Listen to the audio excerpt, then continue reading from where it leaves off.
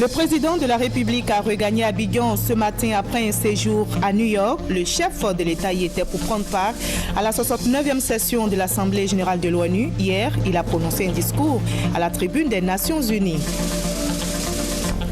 Le Premier ministre sur place à Abidjan a lancé aujourd'hui les travaux de réhabilitation du boulevard lagunaire et de la construction du boulevard de France redressé. L'objectif du gouvernement ivoirien est améliorer les déplacements des populations dans le district d'Abidjan. La date de la fête de la Tabaski est connue. Le COSIM, le Conseil supérieur des imams, et le CODIS, le Conseil des imams sunnites, ont fait une déclaration. La fête de la Tabaski aura lieu le 4 octobre prochain. Le SOE Sport de San Pedro s'est qualifié pour la première fois de son histoire pour la finale de la Coupe de la Confédération face à l'AS Léopard de Dolisie à l'issue de la demi-finale. Retour qui s'est soldé par un nul. C'était cet après-midi au stade Denis Sassou Nguesso au Congo. Bonsoir à tous, bienvenue dans le 20h de RTI 1. Dans ce journal, nous aurons la page culture. Notre invité est Germain Zamblébi, l'auteur de Le Cure-dent Gouraud. Parler et écrire correctement en français, pièges et difficultés à éviter, vient de sortir un recueil de nouvelles intitulé La veuve et le guide religieux. C'est un recueil de 4 nouvelles et nous en parlerons dans quelques instants avec notre invité. Mais avant, voyons en image l'arrivée du président de la République ce samedi à Abidjan.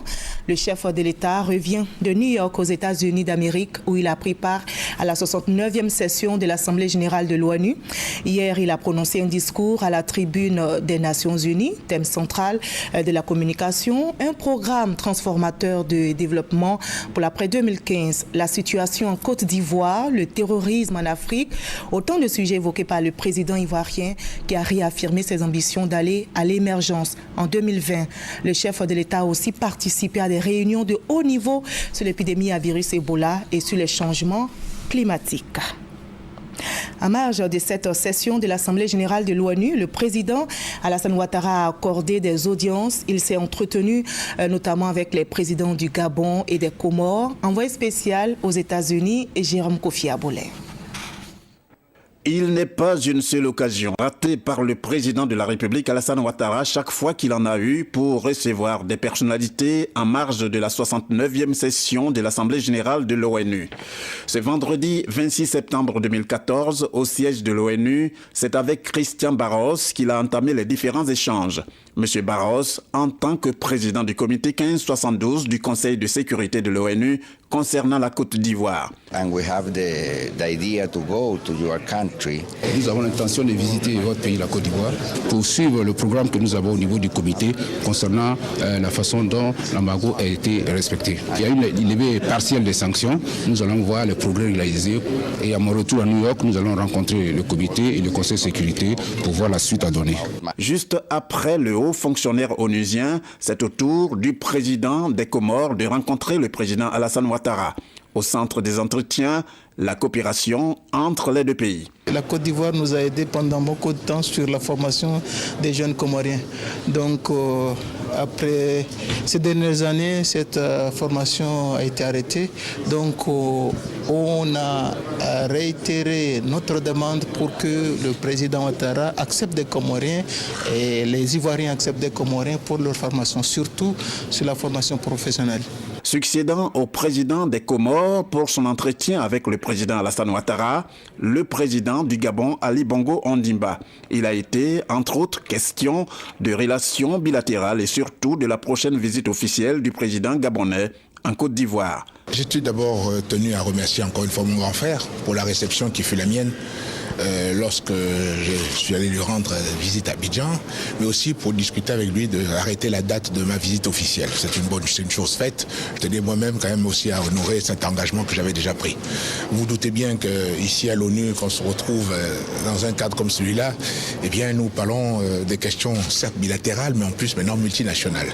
Donc nous avons quand même des problèmes en Afrique que vous connaissez sur la table, notre table de travail, notre agenda, les questions de terrorisme, mais aussi les questions de développement, les questions d'environnement. C'est donc tout ce que nous sommes en train de voir, discuter entre nous, faire le point des échanges que nous avons et des contacts que nous avons eus ici pour faire avancer la cause de l'Afrique. Et cette cause africaine passe aussi par le renforcement de nos liens bilatéraux. Pour information, la très prochaine visite officielle du président gabonais en Côte d'Ivoire est prévue en novembre 2014. Le Premier ministre sur place à Abidjan a lancé ce samedi les travaux de réhabilitation du boulevard lagunaire et de la construction du boulevard de France redressé. L'objectif du gouvernement est clairement affiché, améliorer les déplacements des populations dans le district d'Abidjan. Le reportage de Salima Toudia est commenté par Hamza Diaby. Bonne nouvelle pour les automobilistes du district d'Abidjan. Dans 10 mois, la circulation sera fluide à bien des endroits de la capitale économique. Et pour cause, des travaux de construction et de réhabilitation de voiries ont officiellement démarré ce samedi. L'itinéraire partant de la gare de Bassam à Trècheville au pont ferraille d'Adjamé en passant par le pont de Gaulle connaîtra un volet renforcement et un volet élargissement. Dans la commune de Cocody, le boulevard de France sera prolongé et redressé à partir de l'université Félix Houphouët-Boigny jusqu'au village Mbadan à la Riviera. Les ponts de Gaulle, Chardy et celui de l'Indénié, y compris leurs bretelles respectives, seront traités dans le cadre de ce projet. Le renforcement de la chaussée consistera, selon le cas, en la réparation, le revêtement en béton bitumineux, le recyclage en place de structures existantes, le rabotage d'anciennes couches bitumineuses, la reprise de couches de base en grave bitume, le décaissement de zones fortement polluées, l'aménagement ou la reprise des accotements, des trottoirs et le curage de caniveaux. Le deuxième chantier concerne le prolongement et le redressement du boulevard de France, qui sera prolongé sur 2 fois 2 voies à partir de l'université, avec un terre-plein central, une bande d'arrêt d'urgence et un passage piéton. Ces travaux auront une contribution sociale appréciable avec près d'1 millier d'emplois créés durant leur exécution. Abidjan aura un nouveau visage. La Côte d'Ivoire est au travail pour le bonheur des populations. Abidjan va changer radicalement par d'abord les voies routières que nous sommes en train de faire, les boulevards, disons que les ponts, mais aussi en fait un gros dossier va venir probablement donc au Conseil des ministres la semaine prochaine, ainsi qu'au Conseil d'aménagement de la voie lagunaire. Parce que là aussi il s'agit de rendre Abidjan, j'en parlais tout à l'heure, la perle des lagunes, et ça devient la perle des lagunes. Donc vraiment le dossier est important sur Abidjan, mais aussi à l'intérieur du pays. Aussi, 1000 ponts métalliques verront-ils bientôt le jour sur toute l'étendue du territoire national. Les discussions avec les partenaires se poursuivent encore. Le montant total de ces travaux de construction et de réhabilitation de routes s'élève à près de 18 milliards de francs CFA. Les ouvrages seront réalisés par l'État de Côte d'Ivoire, la Banque mondiale et l'Agence française de développement. Vous le savez, depuis hier, l'échangeur de la Riviera 2 à Cocody est ouvert. Mais les populations qui ont accueilli avec joie l'ouvrage déplorent déjà l'indiscipline des chauffeurs des minicars, communément appelés Gbaka. Les usagers ont exprimé leur mécontentement au micro de nos reporters Alnon Niedo, Herman Niamien. Chasser le naturel, il reviendra au galop. Cette assertion illustre parfaitement la mauvaise conduite des chauffeurs de minicars, appelés communément Gbaka, qui continuent d'entraver la bonne circulation dans les principales artères de la capitale économique de la Côte d'Ivoire. L'échangeur de la Riviera 2, ouvert récemment aux usagers de la route, souffre déjà de l'indiscipline des chauffeurs de Gbaka. Ils gassent la route, les gars, on va passer comment? On ne peut pas passer. Écoutez, de toute façon, les chauffeurs de Gbaka, ils ont toujours fonctionné bizarrement. Si aujourd'hui, il y a un rond-point qui a été fait, qui est très bien d'ailleurs, je pense qu'il faut les discipliner. Ils ne respectent pas le code de la route. Vraiment, c'est un secteur où il faut vraiment discipliner les gens parce que sinon, après, c'est la porte ouverte à beaucoup de choses. Les autorités chargées de la régulation de la circulation ayant refusé de répondre à notre micro, nous nous sommes tournés vers les agents de la salubrité. Ces derniers arrivent tant bien que mal à camper le rôle de policiers. Les chauffeurs de Gbaka, ils sont récalcitrants. Par moment, quand tu leur parles, on dirait qu'ils ont une idée de derrière la tête. Bon, c'est quoi on sait, mais on ne peut pas trop forcer parce que si on force, le plus souvent, ça va un affrontement entre les hommes de l'État que nous sommes et puis ces chauffeurs de Gbaka là. Face aux reproches qui leur sont faits, les chauffeurs de Gbaka tentent de se défendre. Moi, tout le monde gagne comme tout trouve que non, c'est bon. Bon, il y en a des gens qui ne connaissent pas bien les paddles. Je connais beaucoup même. Parmi les chauffeurs de paddle. Parmi les chauffeurs de paddle. Moi, je maîtrise mieux mon travail. On gagne bien. Vous gagnez bien. Ouais. Ah bon. Moi, personnellement, moi, je gagne bien. Je ne connais pas pour les autres, mais moi, personnellement.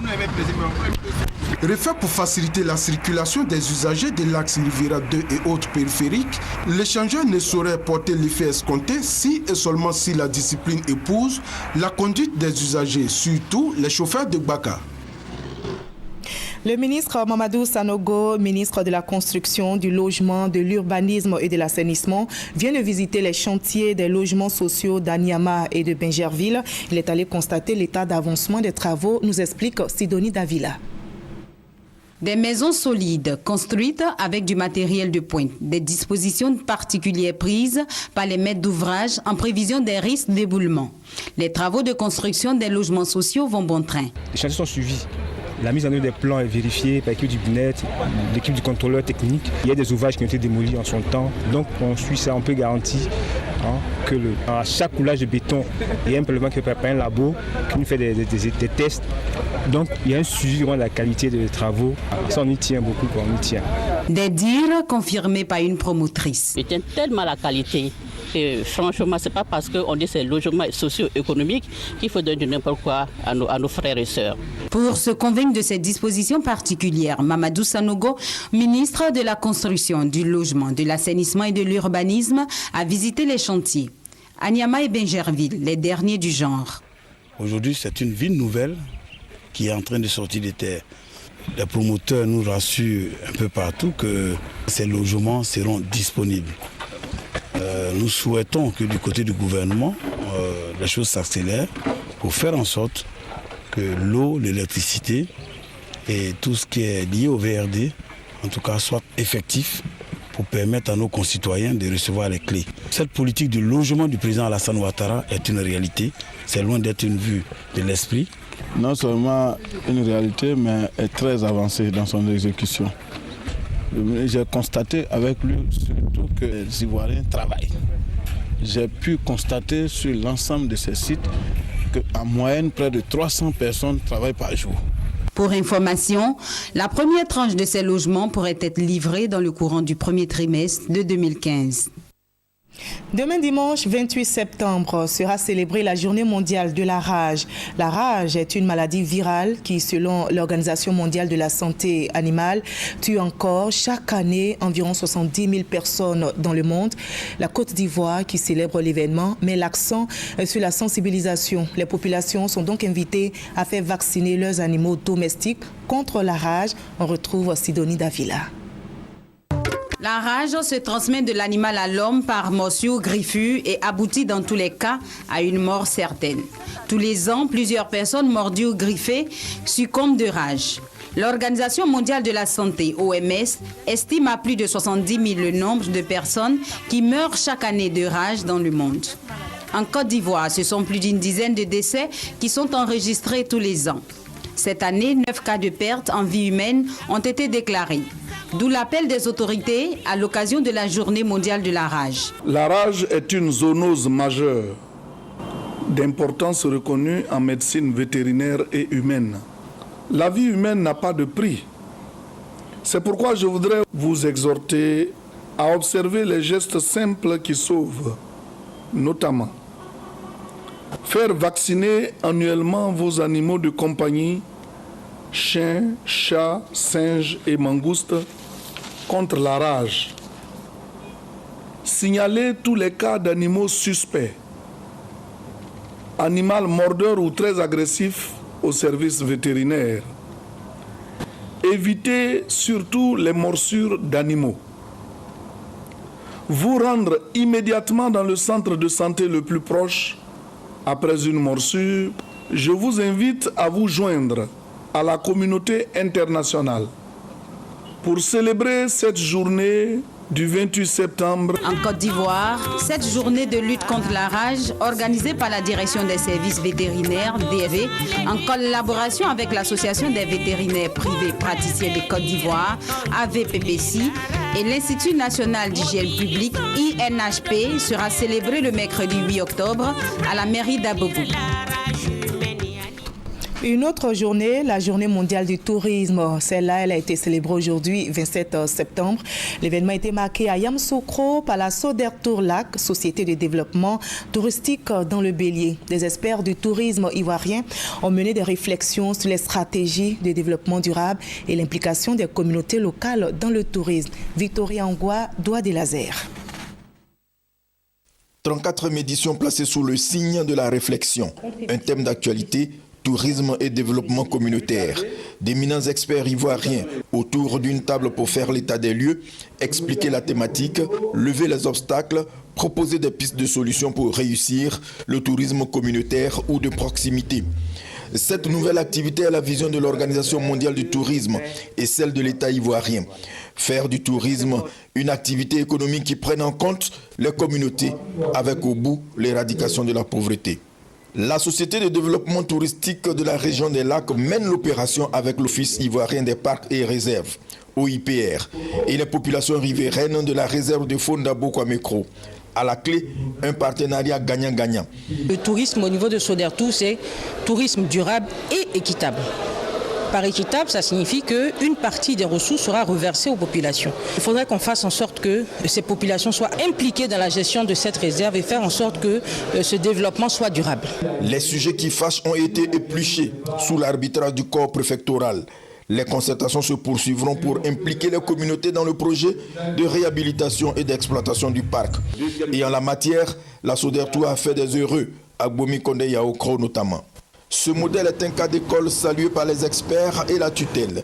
Le tourisme ivoirien génère par an plus de 50 milliards de francs CFA, un chiffre à améliorer par la promotion des sites touristiques des régions de Côte d'Ivoire. C'était un récit de Victorien Angwa. Les soldats de la Licorne ont procédé au champ de tir de Lomo Nord, c'est dans le département de Toumoudi, à une manœuvre à tir réel. Au menu de cet exercice d'envergure, des tirs à partir d'hélicoptères, des tirs missiles et mortiers, le mouvement des unités nous explique Abou Sanogo. Démonstration de combat interarmes avec déplacement tactique d'unités. Tir à partir d'hélicoptères, tir canon, tir missiles et mortiers. Exercice d'évacuation sanitaire d'un blessé au combat par hélicoptère. C'est une manœuvre à tir réel mettant en œuvre l'ensemble de la gamme de moyens dont dispose Licorne. Elle vise à donner un aperçu d'un mode opératoire possible. La reconnaissance offensive en terrain ouvert en fonction de la menace identifiée. A insisté sur la combinaison des effets des feux et de la manœuvre. Pour cette manœuvre à tir réel, les unités ont reçu une mission de reconnaissance offensive sur un axe situé dans la vallée de l'Omo Nord. La force engagée est celle d'un sous-groupement tactique interarmes à dominante infanterie. Elle consiste à l'avancée des unités sans se laisser retarder. Toute résistance rencontrée doit être traitée immédiatement et l'action de l'unité relancée au plus vite. Il s'agit de bousculer l'ennemi en jouant de la complémentarité des unités et des différentes armes disponibles. Là, un peloton pris à partie par un ennemi riposte et détruit les premiers éléments ennemis qui se sont dévoilés.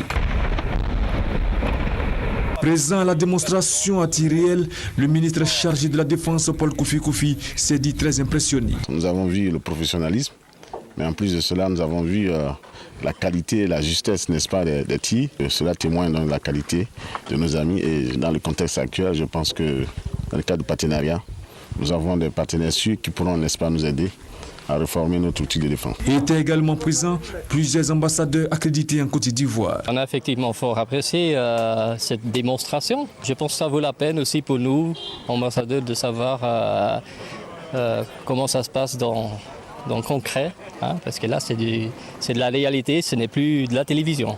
Une démonstration très impressionnante, d'abord par le grand professionnalisme des troupes en présence et par la parfaite coordination des différents éléments. Alors, je ne suis pas militaire, mais j'ai pu apprécier justement le professionnalisme des militaires. Après la manœuvre, le colonel Paul Sanzey, commandant la Licone, a fait découvrir au ministre chargé de la Défense du matériel militaire de dernière génération. Voilà, c'était un reportage d'Abou Sanogo. Le général Kwasi Kwaku Gervais, commandant supérieur de la gendarmerie nationale, vient d'effectuer une tournée dans les régions du Haut-Sassandra, du Tonkpi et du Guémon. L'objectif est de sensibiliser et de remobiliser ces hommes. Le récit est signé Hamza Diaby.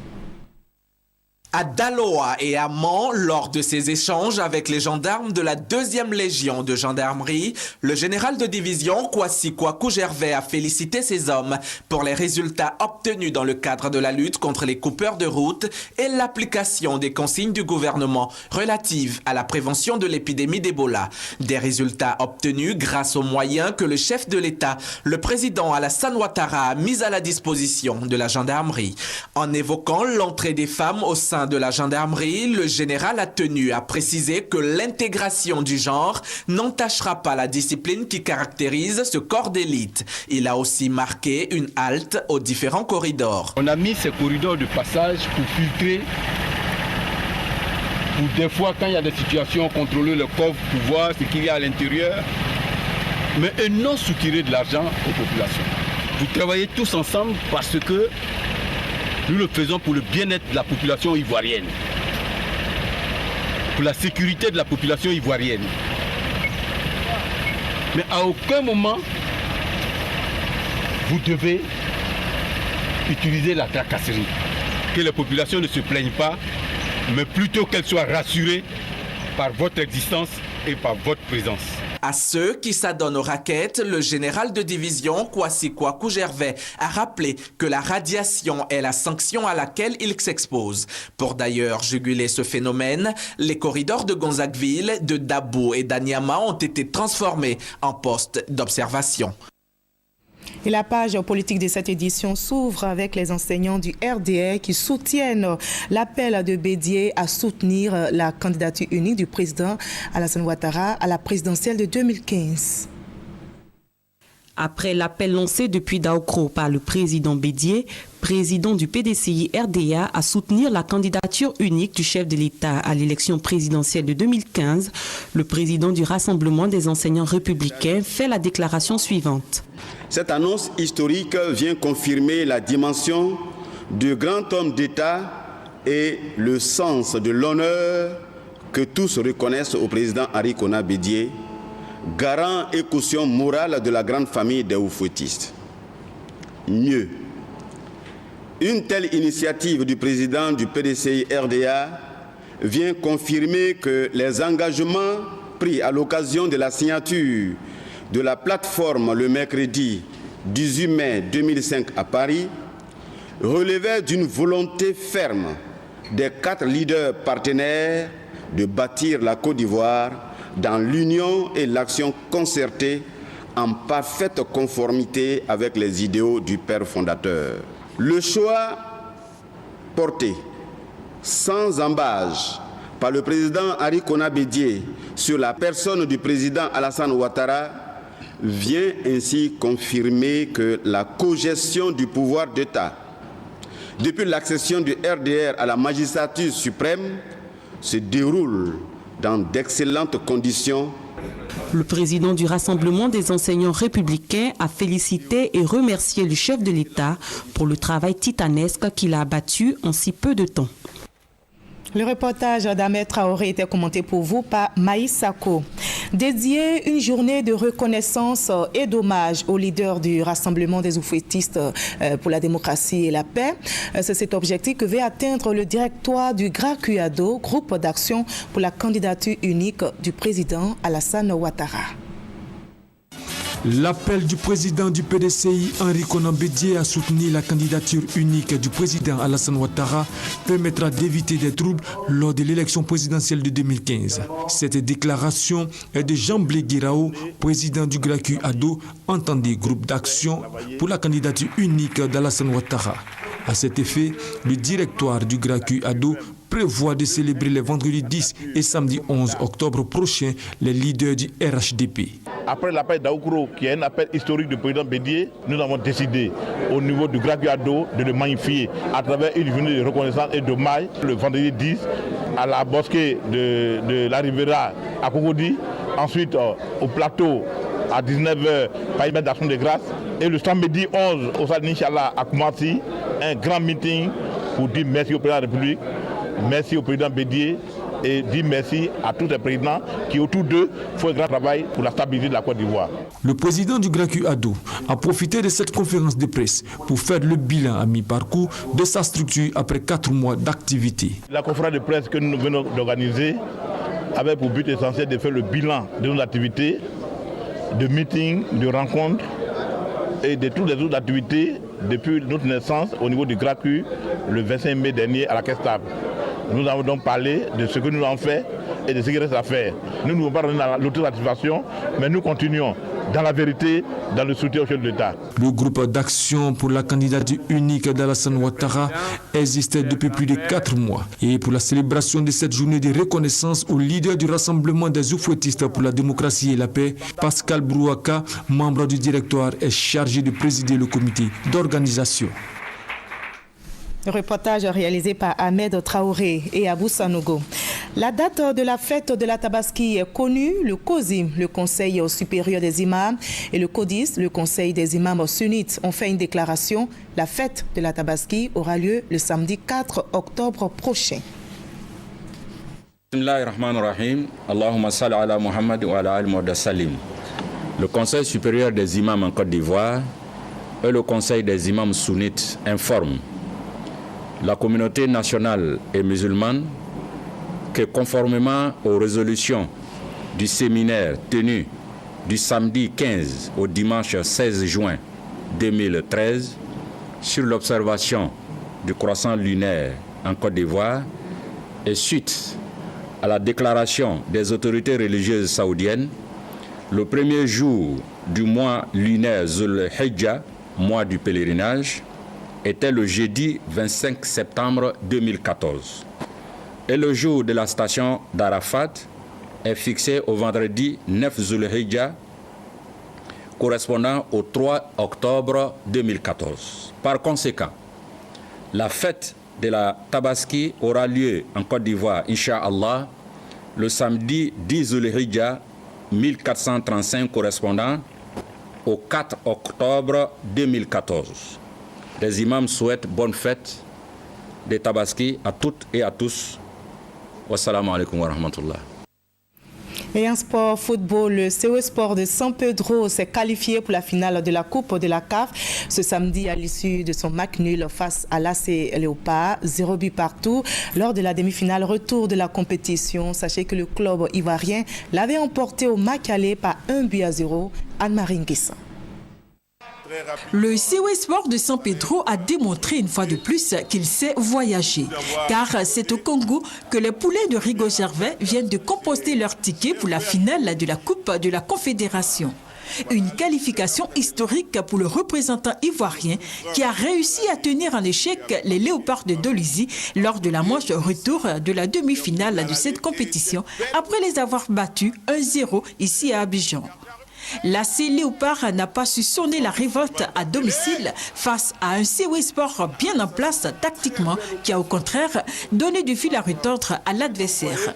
Concentré et déterminé, le COE Sport de San Pedro parvient ainsi en finale de la Coupe de la Confédération et attend de connaître son adversaire à l'issue de la deuxième demi-finale qui oppose Al Ahly du Caire au Coton Sport de Garoua.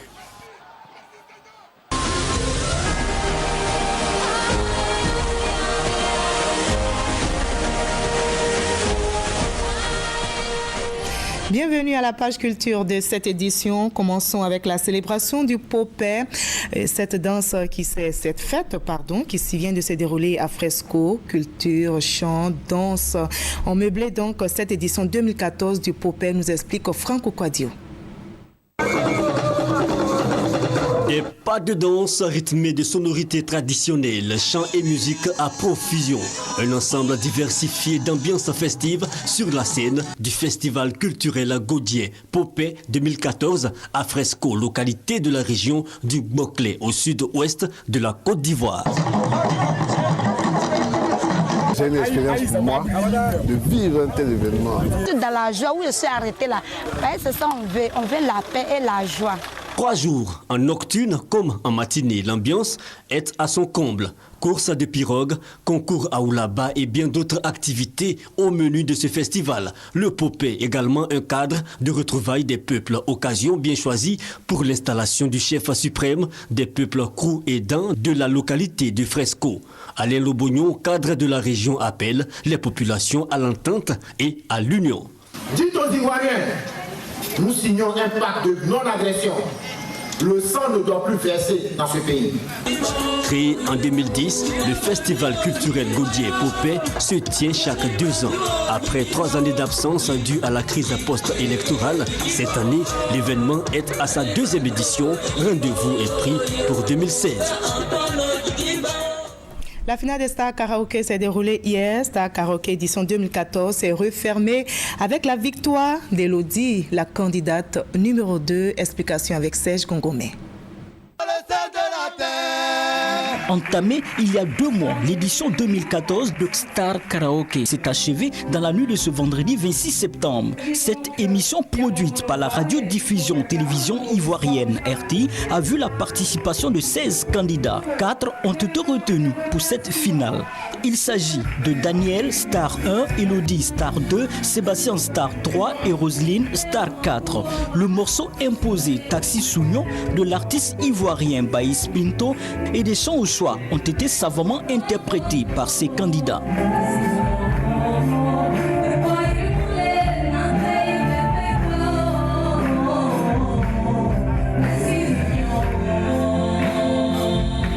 Le jury constitué de professionnels de la musique et des arts en général, avec à sa tête l'artiste Valène Guédé, a porté son choix sur Elodie, la candidate numéro 2. Elodie est également le choix des téléspectateurs qui ont participé par vote. Elle remporte la finale avec plus de 53% des voix. Je suis très contente, je suis très fière de moi, de tous ceux qui m'ont encadré. Voilà, c'est juste le travail qui a été vu aux yeux de la grande population ivoirienne et je suis simplement fière. Elodie est la meilleure. Elodie, c'est une fille qui m'a beaucoup épatée parce qu'elle a de la classe, elle a des articulations.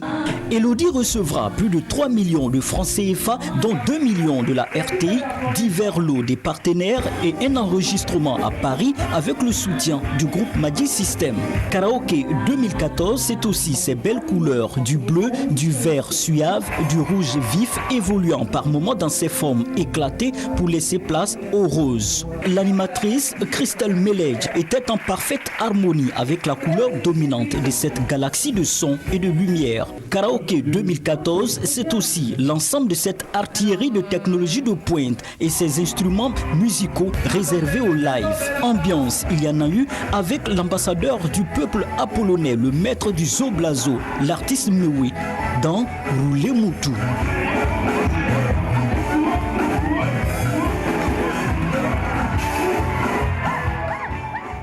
Voilà, c'était un reportage de Serge Gongomé. Akringwa est un village situé à 6 km de la sous-préfecture de Daoukro. Ces populations de cette localité viennent de célébrer la fête de l'Ignam. On en parlera dans nos prochaines éditions avec notre reporter, Kras Kando. Lui, il a à son actif 4 ouvrages. C'est notre invité de la page culture, Germain Zamblébi, auteur de Le Cure-dent Gourou. Parler et écrire correctement en français, pièges et difficultés à éviter.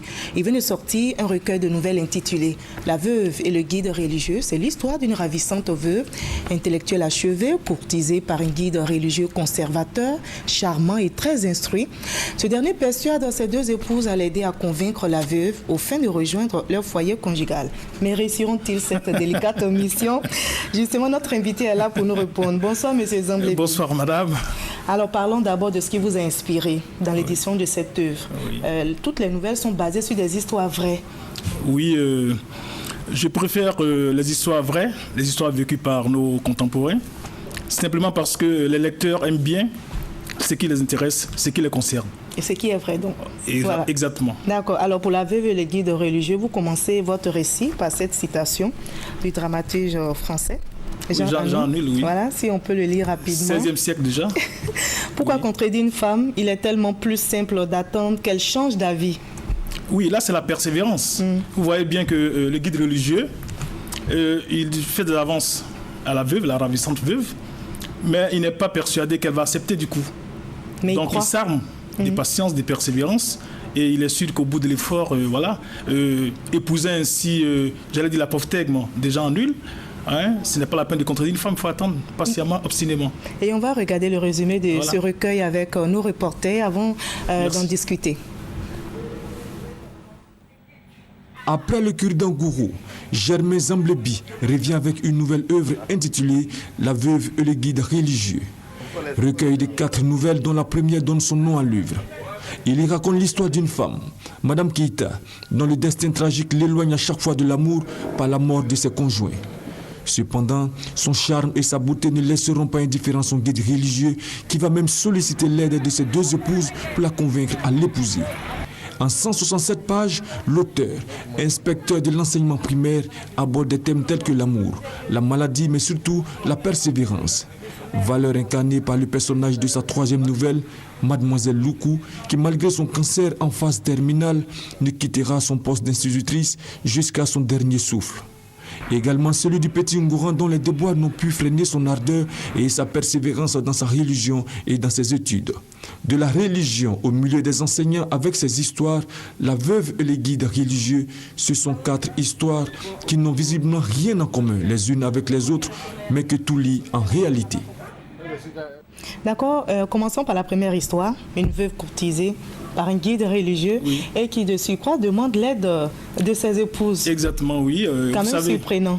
Non, pas surprenant. Dans nos traditions, vous savez, pour qui a vécu dans les quartiers populeux, vous savez que c'est la cour commune.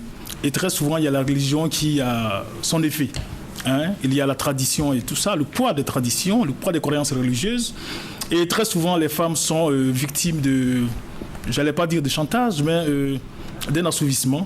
À travers leur foi, et elles pensent peut-être que en allant, n'est-ce pas, en épousant, n'est-ce pas, un guide religieux, le bonheur leur est permis. D'accord. Alors que là, nous avons un guide religieux en face qui est pris de la dame, n'est-ce pas, lui fait savoir bien qu'elle a perdu son mari. Et qui met les manières. Pour... Ah, bien sûr, il dit à la dame, écoutez, vous êtes le bonheur personnifié sur la terre.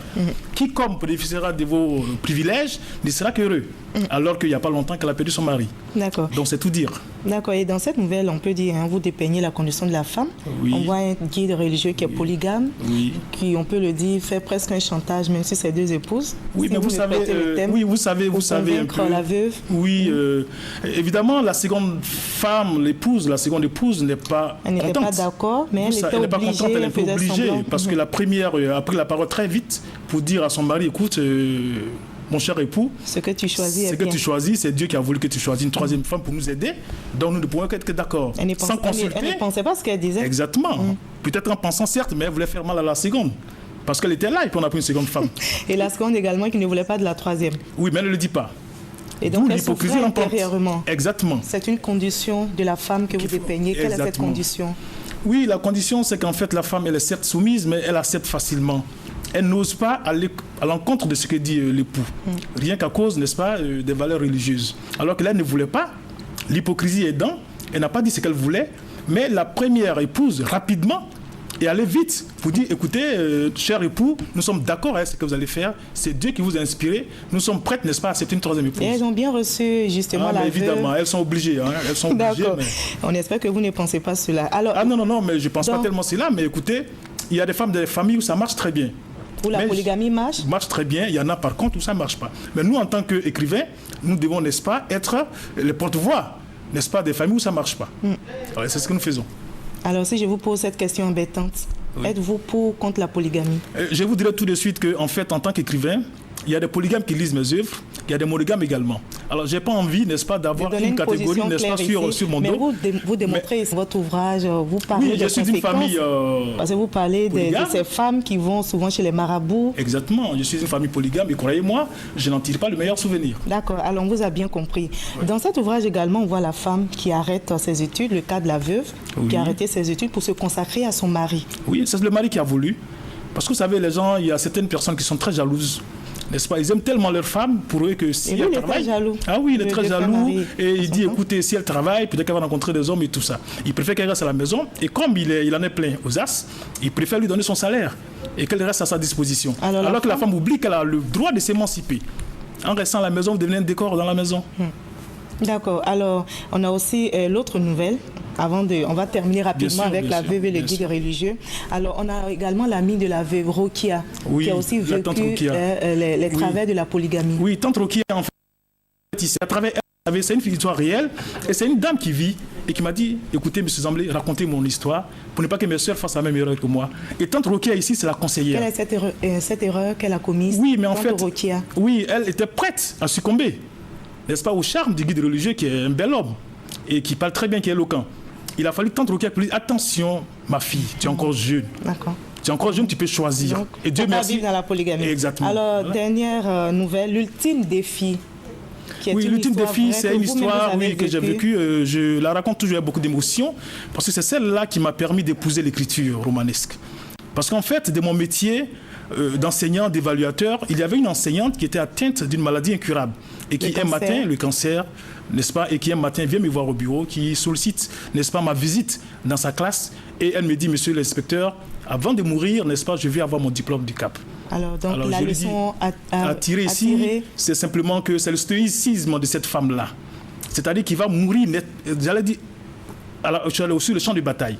Et ici, elle épouse un peu ce que, comment Montaigne dit, hein, le français Montaigne, il dit, nous sommes nés pour agir, il faut que nous agissions et que la mort me trouve en plantant mes choux. Et c'est ce qui est arrivé à cette dame-là. Et cette femme déterminante, courageuse. C'est elle qui m'a permis d'écrire, elle est morte pratiquement à la tâche.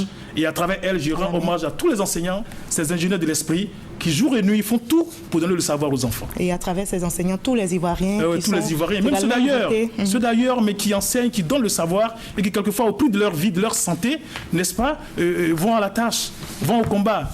Et vraiment, je les salue et il faut qu'ils continuent comme ça. Leur récompense, c'est Dieu seul qui pourra les récompenser. Merci beaucoup, M. Zamblébi. C'est moi qui vous remercie parce que ce prestigieux plateau, ce n'est pas facile d'être en votre compagnie. Et je prie Dieu, je remercie la RTI de nous permettre d'être avec vous ici. Et je conseille aux lecteurs d'acheter ce livre qui est très intéressant, ce recueil des 4 nouvelles. Merci en tout cas d'avoir été avec nous sur ce plateau. C'est moi qui vous remercie.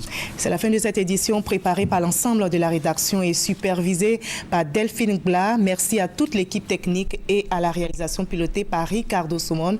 Merci à vous de nous suivre à travers le monde.